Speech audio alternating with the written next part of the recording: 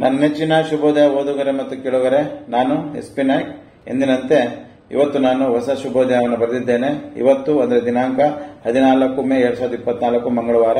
ಇಂದಿನ ಶುಭೋದಯ ಈ ರೀತಿ ಇದೆ.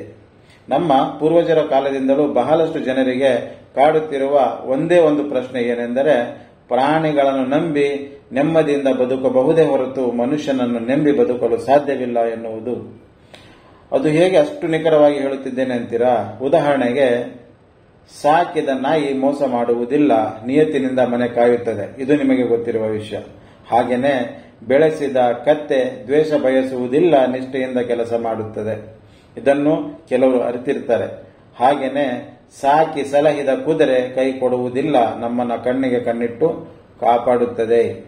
ಆದರೆ ನಮ್ಮ ಬಂಧು ಮಿತ್ರರಲ್ಲಿರುವ ಅಥವಾ ಅಕ್ಕಪಕ್ಕದಲ್ಲಿರುವ ಕೆಲವು ವ್ಯಕ್ತಿಗಳು ನಮ್ಮ ಸರ್ವಸ್ವವನ್ನು ನಾವು ಅವರಿಗೆ ದಾರೆ ಎರೆದರೂ ತೃಪ್ತಿ ಪಡದೆ ಮುಂದೊಂದು ದಿನ ಅಥವಾ ಕೆಲವು ಸಮಯದಲ್ಲಿ ನಮ್ಮ ವೈರಿಯಾಗ್ತಾರೆ ಅನ್ನುವುದು 100ಕ್ಕೆ 100ರಷ್ಟು ಖಚಿತ.